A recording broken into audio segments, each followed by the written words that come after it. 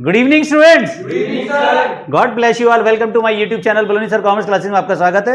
मैं पढ़ा रहा हूं आपको कैश बुक और 2 कॉलम कैश बुक के क्वेश्चन चल रहे हैं। डीके ग्रेवाल सर के सॉल्यूशन चल रहे हैं। टीएस ग्रेवाल सर के सॉल्यूशन सारे ऑलरेडी यूट्यूब चैनल पे मेरे अपलोड हैं। अगर किसी ने चैनल सब्सक्राइब नहीं किया तो उसको सब्सक्राइब जरूर कीजिए और बेल आइकन को प्रेस कीजिए, नोटिफिकेशन आपको मिलता रहेगा। जुड़े हैं मेरे साथ। स्टार्ट करते हैं क्वेश्चन नंबर 7। बेहतरीन क्वेश्चन। अच्छा, इस तरह का क्वेश्चन एग्जाम में पूछा ही जाता है अधिकतर, हर एग्जाम में एग्जामिनर मैक्सिमम पूछता है। इसकी एडजस्टमेंट अच्छी एडजस्टमेंट है और जो सबसे लास्ट वाली एडजस्टमेंट है 31 तारीख वाली, उसको देखोगे। Deposit with bank entire balance after retaining 7000 cash in hand. 7000 रोक के बाकी सारा बैंक में जमा कर दो। ये एडजस्टमेंट बच्चों को तकलीफ करती है, बाकी सब आप कर लोगे। पैसा आ रहा है रिसीट में, पैसा जा रहा है पेमेंट में। रॉकेट साइंस कुछ है नहीं। कैश बुक के लिए यार बहुत ज़्यादा सोचने की जरूरत ही नहीं है। देखो, हम 2 कॉलम कैश बुक बना रहे हैं। जब सिंगल कॉलम बनाते हैं, कैश आ रहा है कैश जा रहा है, 2 ही चीज़ें देखते हैं, आ रहा है तो रिसीप्ट, जा रहा है तो पेमेंट, ठीक है।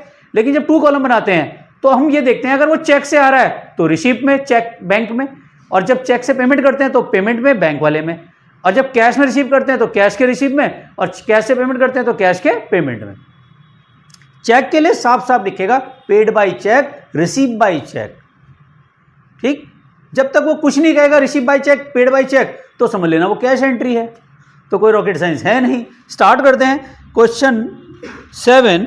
Prepare 2 column cash book from the following transaction of 31 March 2025। Cash in hand 50,000, bank overdraft 1,90,000। Overdraft के बैलेंस कहाँ आते हैं? क्रेडिट साइड में। ओवरड्राफ्ट के बैलेंस कहाँ आते हैं? क्रेडिट साइड में। और बैंक बैलेंस कहाँ है? कैश बैलेंस कहाँ है? डेबिट साइड में। मार्च 1, तो यहां लिखेंगे March 1 to balance brought down. Cash का बैलेंस बताओ कितना है? 50,000। और जो बैंक का बैलेंस होता तो वो भी यहां लिख देते। बैंक का बैलेंस तो है नहीं। बैंक क्या है? ओवरड्राफ्ट है। ओवरड्राफ्ट का बैलेंस यहां नहीं आएगा, ये ध्यान रखना है आपको।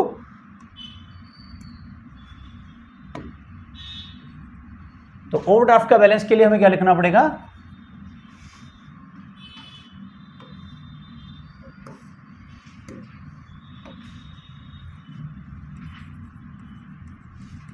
मार्च 1 बाय बैलेंस ब्रॉट डाउन। कितना है बैलेंस? 1,90,000। कितना है?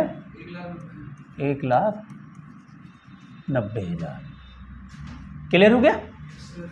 अब यहां देखें नेक्स्ट। 2 मार्च परचेज गुड्स राजेश कुमार। अब उधार खरीद रहे हैं, लेकिन लिस्ट प्राइस है 50,000, 5% ट्रेड डिस्काउंट है। Payment by cheque. अब यहां पे चेक से पेमेंट कर रहा है। पेमेंट किससे कर रहा है? ये चेक से कर रहा है। तो अब देखो वर्किंग नोट समझो इसका।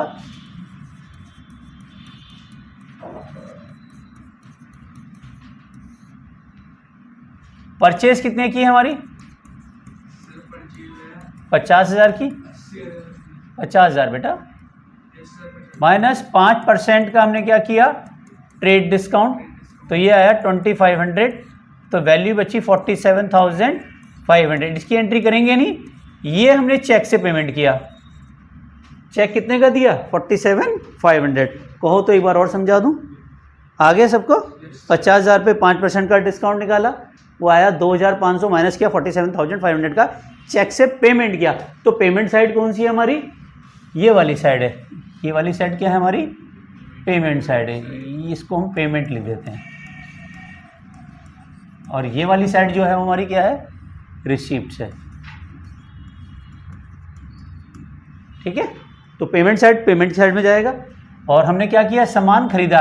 राजेश मत लिख देना, तो यहां पे लिखेंगे 2 मार्च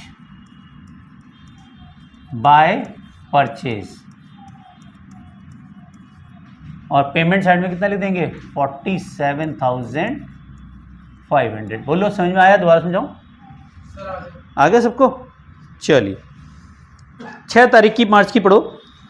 कह रहा है sold goods 80,000 and payment receive by cheque. Cheque deposit bank into same day. Same day deposit भी कर रहे हैं। तो सेल्स कर रहे हैं 6 मार्च को। पैसा आ रहा है 6 मार्च को लिखेंगे टू सेल्स अकाउंट और अमाउंट लिखेंगे 80,000। चेक से आ रहा है तो बैंक में लिख देंगे और सेम डे ही जमा हो रहा है। क्लियर हो गया? दोबारा समझाऊं? आ गया? चलिए नेक्स्ट देखें फिर, गुड्स परचेज फॉर कैश। अब यह कैश में परचेज कर रहे हैं तो कहां जाएगा? पेमेंट में या रिसीव में? पेमेंट में। पेमेंट में क्या लिखोगे? By purchase. बाई परचेज 19,800 रुपये कैश में 10 मार्च। ठीक है, यहां भी समझ में आ गया? क्लियर हो गया? नेक्स्ट देखें, फर्नीचर्स बेचा 1,77,000 का and payment receive by cheque, cheque deposit bank same day. ये भी हमने सेम डे डिपॉजिट कर दिया 15 मार्च का। तो यहां पे लिखेंगे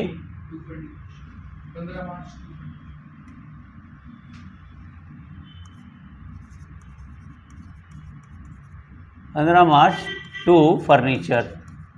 फर्नीचर कितने का बेचा है? 1,77,000 का। चलिए नेक्स्ट देखें, सैलरी पेड किया 4,500। अश्मी कहाँ आएगा? By salary. बाय सैलरीज कितना? 4,500। चेक से दिया कैश से दिया है? तो कैश के अमाउंट का तो ऐसे ही आएगा। ठीक है बेटा। नेक्स्ट देखो, settle the amount of Raghu 2,000 by paying cash 1910। केवल 1910 रुपये दे रहे हैं हम, तो 1910 रुपये ही आएंगे यहाँ पे। और बाय रघु कौन सी तारीख है? 21 मार्च। बाय रघु। ठीक है, 1910। क्लियर? नेक्स्ट देखें, कैश रिसीव हुआ वीर से 14,780 इन फुल सेटलमेंट 15,000। तो 15,000 से कोई लेन देन नहीं, हमें रिसीव कितना हुआ कैश? 14,780। कितना रिसीव हुआ? 14,780। तो यहाँ पे क्या लिखोगे? To Veer account. और कितना? 22 मार्च को। ठीक है, समझ में आ गया? अब देखो फिर इसके बाद कह रहा है paid life insurance premium by cheque. 2,000 premium का पे किया। लाइफ इंश्योरेंस के लिए क्या वर्ड यूज करते हैं? ड्राइंग्स। ठीक है, LIC पे किया है। LIC क्या होता है? जीवन बीमा।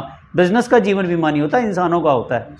ठीक है, बिजनेस अलग है और बिजनेसमैन अलग है। तो ये पर्सनल खर्चा माना जाता है। अमाउंट आएगी 2,500। डेट आ गई हमारी 23 मार्च। समझ में आया? दोबारा समझाऊं? आ गया? अब यहाँ देखें, ये वाली जो मैंने कह रहा था 31 की, यही अमाउंट आपकी सबसे ज़्यादा इंपॉर्टेंट है। अब ये कह रहा है कि भैया 7,000 का बैलेंस छोड़ो, बाकी सारा बैंक में जमा कर दो। तो भाई देखते हैं भाई पैसा कितना बच रहा है हमारे पास, तभी तो पता चलेगा। इधर वाली साइड का टोटल देखो पहले कितना आ रहा है? 64,780। 64,780 का अमाउंट हमारे पास बैलेंस है, टोटल है। यहाँ तक समझ में आ गया? अब इसमें से माइनस करते जाओ ये वाली आइटम। तो हमने क्या किया, जो हमारा रिसीप्ट साइड का टोटल है वो है हमारा 64,780। इसमें से हमने जो पेमेंट था वो माइनस कर दिया। पेमेंट कौन कौन सा था? एक तो 19,800 का था और 4,500 का था और 1,910 का था। तो क्या लिखेंगे? 19,800 प्लस 4,500 प्लस 1,910, ये आ गया 26,210। ये माइनस कर दो तो ये बैलेंस बचेगा माइनस 64,780। तो आ गया 38,570 बच रहा है भाई हमारे पास। और हमें बैलेंस कितना मेंटेन करना है बताओ? 7,000। तो इसमें से 7,000 क्या माइनस करेंगे? माइनस जो हमें क्या करना है? बैलेंस मेंटेन करना है, उसको छोड़ दो 7,000 को। तो जो बाकी का एक्सेस कैश है, तो एक्सेस कितना है वो डिपॉजिट कर दो बैंक में। वो डिपॉजिट कहाँ करेंगे? बैंक में। समझ में आया? दोबारा समझाऊं? तो 31,570 आएगा। 31,570। ठीक है, आप दुकानदार हैं, आपके पास जब आपके पैसा इतना आया, इतना आपने खर्चा कर दिया। खर्चा कितना किया अगर हम देखें,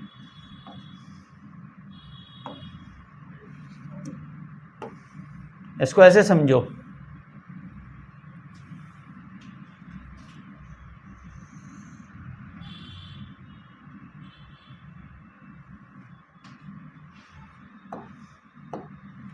ये अमाउंट आया हमारा 26,210। ठीक है, ऊपर से जोड़ोगे तो ये आ रहा है, और इतना हमारे पास पैसा था, 26,210 रुपये खर्च किया, तो हमारे पास बैलेंस बचा 38,570 रुपये बैलेंस बच रहा है। तभी तो ये अमाउंट होगा 64,780। बैंक वाला टोटल बाद में करोगे, सबसे पहले कैश को ख़त्म करोगे। अब मेरे को इसमें से मैं कह रहा हूँ 7,000 रोको, बाकी का जो है वो जमा कर दो बैंक में। तो इस 38,000 में से हमने 7,000 रोका और बाकी का बैंक में जमा कर दिया। समझ में आया? क्लियर है? चलिए, तो हमने यहाँ पे क्या रखा, बाय बैंक में डिपॉजिट कर दिया। बाय बैंक अकाउंट कितना जमा किया हमने, 31,570 रुपये बैंक में जमा करा, और बाकी का हमारे पास क्या रह गया, बाय बैलेंस कैरी डाउन। हमने कितना बैलेंस मेंटेन करना था, 7,000 ही तो करना था। समझ में आया? दोबारा समझाऊं? आ गया? और ये डेट कौन सी रहेगी, 31 मार्च।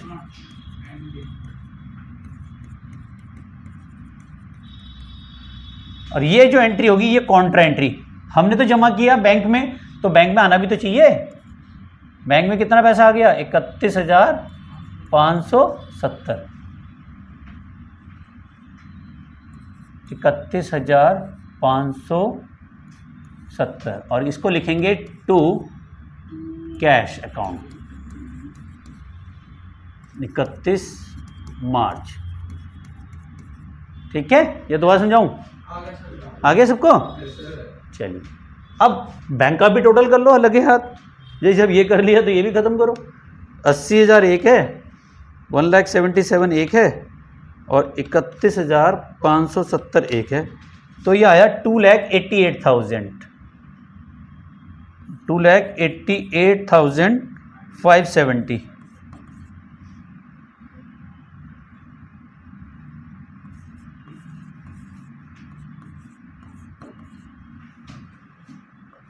$2,88,570। अब यहाँ बैलेंस कितना बच रहा, इसका भी तो टोटल देखेंगे। इसको टोटल करो, 1,90,000, 47,500 और 2,500, यह है 2,40,000। 2,40,000 माइनस कर दो इसमें से, तो 48,570 बचेगा। 48,570। दोबारा समझाओ, ये आ गया? इसमें से माइनस करेंगे ना। ये जो बैंक का बैलेंस कैसे निकाला हमने, बैंक का बैलेंस था 2,88,570 में से 2,40,000 माइनस करेंगे तो आ जाएगा 48,570। समझ में आया? दोबारा समझाऊं? किसी को कोई कन्फ्यूजन? समझ में आ रहा है सबको? चलिए, दिव्यांश क्लियर है? चलिए, ऑनलाइन भी यहाँ तक का स्क्रीनशॉट जरूर ले लीजिए, और चैनल पे फर्स्ट टाइम आए तो सब्सक्राइब करना ना भूले, बेल आइकन को प्रेस जरूर कीजिए। एक वीडियो डेली आती है। Thank you very much channel को प्यार देने के लिए। मिलते हैं नेक्स्ट वीडियो के साथ, तब तक के लिए love you all, Vande Mataram, जय भारत, जय हिंद।